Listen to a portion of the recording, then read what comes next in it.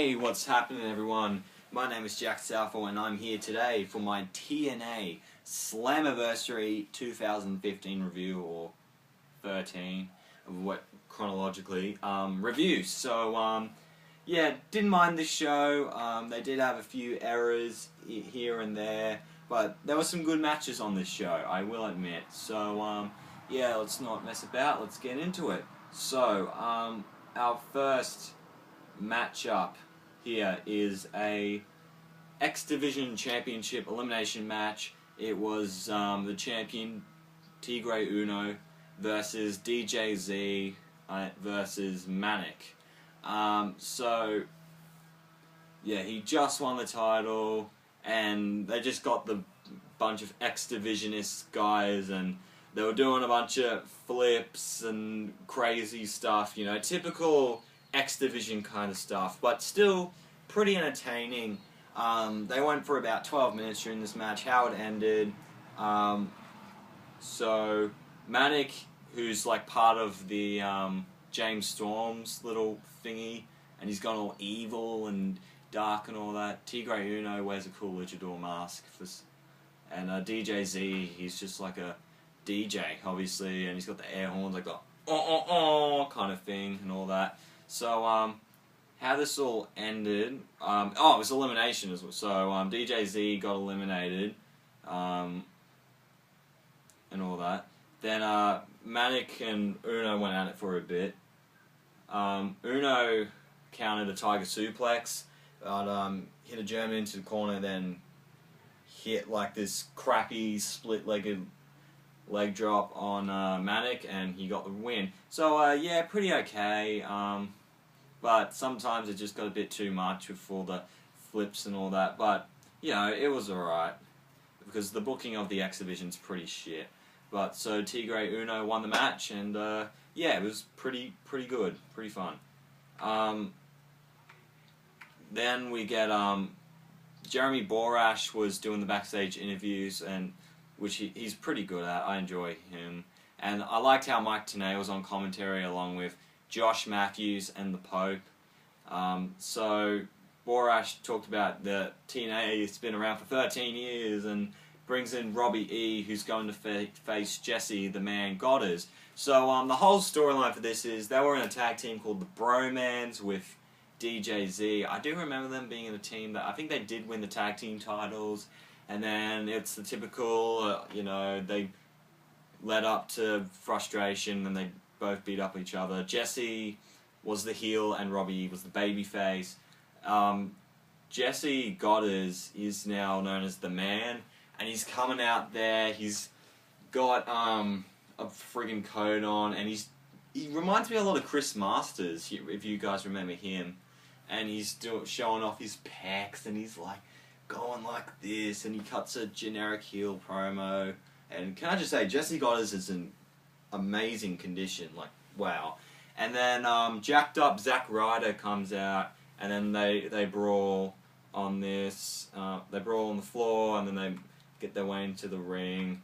Yeah, they go at it. They have a lot of bear hugs in this match. How this ended was they both connected with clotheslines. They did the double down spot. Jessie hit a clothesline, then hit a power bomb. Jessie locked in Boston Crab, and then Robbie made it to the ropes, and then he went to pick up Robbie. They had a little conversation. Robbie hit the reverse DT for a pretty shitty win, and I felt like this went on for a little too much, but for what they did, it was okay.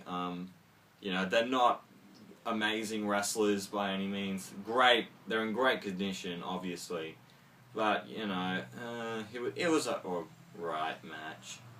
Anyway, next up we get Bram. Now his gimmick is he's been challenging former TNA stars. He beat down Vader last week on Impact, and then Matt Morgan came in to make the save, and that's how this match came about. And then they decide to have a street fight in this match, and then they throw in a bunch of hardcore little toys in trash cans, chairs, shit like that. Then, you know, Bram hit like a low blow on the brighter side of suffering, that's his name of the move, onto a chair for the win, and you know, it started pretty good, but then it wasn't too good during the ending, and it ended up being just a very tame street fight. This was like nothing compared to like Magnus and James Storm's match coming up. And so then we get Austin Aries versus Davey Richards.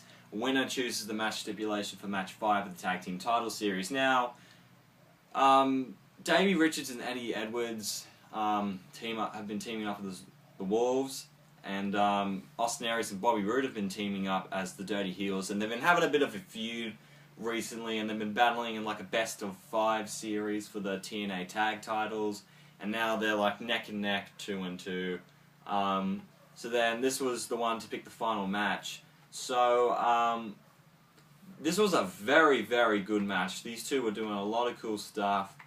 So how this ended, some guys, Bobby Roode ended up getting involved. Edwards came in to make the save. Then Aries got a roll up of the tights in a dirty heel fashion, no pun intended, to get the win. And so, yeah, this was a very, very good match between these two. A lot of great stuff, lots of outside dives, and yeah, very good stuff. I really like the Wolves, they're a great team, and Dirty Heels. I'm excited what they do for match 5. And then they said, Austin Aries says, this match is going to be a bra and panties match for match 5. And I'm like, what the fuck? And then he's like, nah, I'm just kidding. It's going to be a 30-minute Iron Man match, which should be awesome. So, yeah, this was easily the best match of the night. I'll get that later on.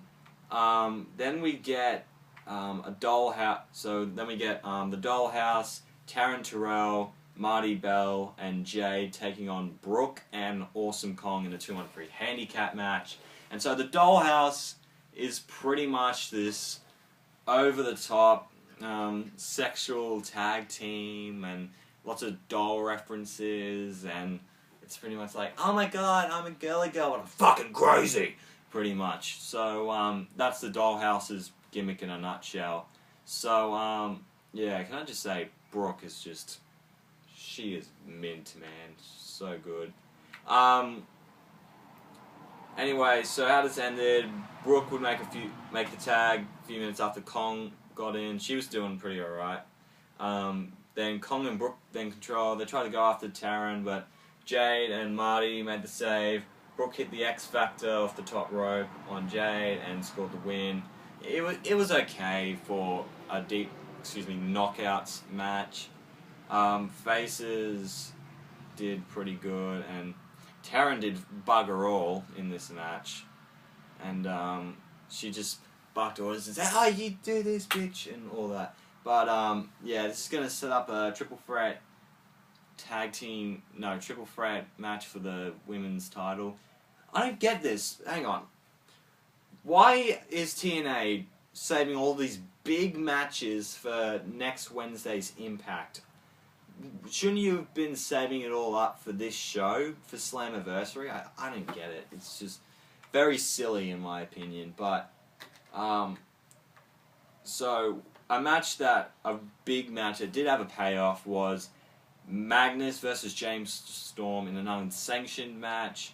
And Magnus cuts a babyface promo saying, TNA's been my home and I hate Storm for messing with my family because James Storm is trying to get Mickie James and their son, is it Donovan, I believe, to like join his little white family knockoff cult thingy.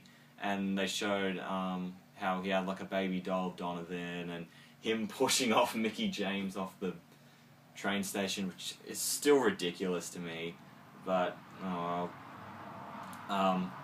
Then we get they start off and they fight on the floor, and then they brought into the crowd and Storm counted the powerbomb, backdrop Magnus onto a table that had a bunch of shit on it, and then Storm yelled at Matthews at one point because he said he went too far and then just spat on Josh Matthews, which I didn't get. I think he was just trying to get some heel heat.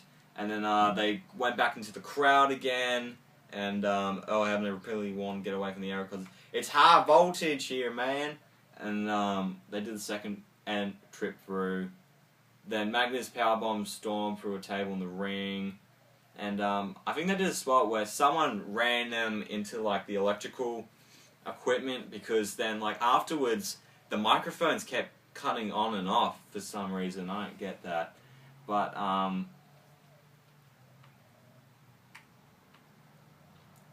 yeah, just reading through here. Yeah, pretty personal, little hardcore match here. I enjoyed it, of course, and they worked their asses off, and just the audience didn't look that into it, and the ending, I felt blood was needed. I know I'm not a very huge advocate for blood, but there was, at the ending, they both had beer bottles and they hit each other over the head with it, and they fell, and I'm like, this could have been a perfect opportunity to do a blade job. Like, they could have secretly just gone over a bit, cut themselves open, and then, like, cover them, because that made sense. Like, seriously, if someone glassed you over the head with a bottle, you would bleed, so that would just make more sense. Anyway, James Storm got the win. And yeah, it was a pretty good match, but not amazing as well. So then we get Lashley and Mr. Anderson, who came up out of nowhere. I think he must have returned last week on Impact, and he took on EC3 and Tyrus, and this was a pretty just typical TV tag team match. I believe EC3 is facing Kurt Angle for the title on Wednesday. This was just a completely forgettable match. Nothing exciting came out of this. Lashley speared Tyrus, Carter ran in, hit the 1%er, and he got the win. Anyway, we get the main event, the King of the Mountain match for the King of the Mountain Championship, which is pretty much the Legends/Global/TV Championship, just with a new name. So yeah, it has a fourth name. Just, oh my god. Why don't you just call it the TV title? It just makes this company, man. Oh my god. And it was Jeff Jarrett, Matt Hardy, who just must have returned last week, Eric Young, Drew Galloway from The Rising, and Bobby Roode. Why do all the announcers say Bobby Roode instead of Bobby Roode? Anyway, so it's pretty much a reverse ladder match. So like, you climb a ladder, you have the championship with you, and you have to hook up the title, which I don't get. It's different, I'll give them that, but I just don't get it. And if you get a pinfall, you are eligible to climb up the ladder and win it, and the person who gets pinned has to go into this little box for like 2 minutes and piss off. So, Jarrett got a lot of pinfalls, and he ended up going into the box for a bit. And then Bobby and Eric ended up getting pinned.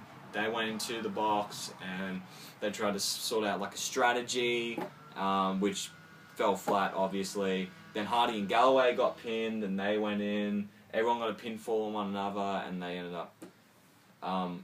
I think everyone ended up getting into the box as well. But then it went up to Jarrett and Eric Young. Jarrett did his move off the ladder, gets the title, climbs, and hangs the title to win. And he's won. He is the new TNA Legends/Global/TV/King of the Mountain champion. And it was all 5 guys worked very hard. It was a good enough match for what it was, and it was just a solid match overall. Everyone did a big spot. Galloway did like a front flip off of the box, and Jeff Jarrett is the King of the Mountain champion, which is weird because he's Global Force Wrestling. So overall, this pay-per-view was okay. I'll give it a 6.5 out of 10. It was decent. Actually, you know what? Just give it a 6. my favourite match, the match of the night, would have to be Austin Aries versus Davey Richards. That was very good. Anyway, I don't get why they're saving all their big matches for next Wednesday's Impact. I just find that so stupid. This is your one of 2 pay-per-views this year. Why don't you save Kurt Angle versus EC3 for this? Why don't you save fucking the Divas match and the tag title match on this? It's just so stupid. Just so dumb, in my opinion. Like, it is your only pay-per-view, yet it's built up like a normal episode of Impact, like a pretty good episode. But, yeah, that's all I'm going to say for this pay-per-view. Hope you enjoyed. Make sure to give it a like if you did. Comment down below your thoughts on this pay-per-view and where TNA is going in the future. I won't be surprised if Global Force Wrestling ends up buying TNA.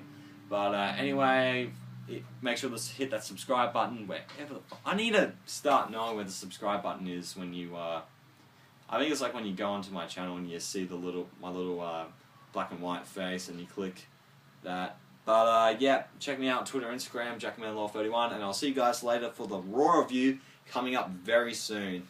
Thank you guys, and I am out in 3, 2, 1.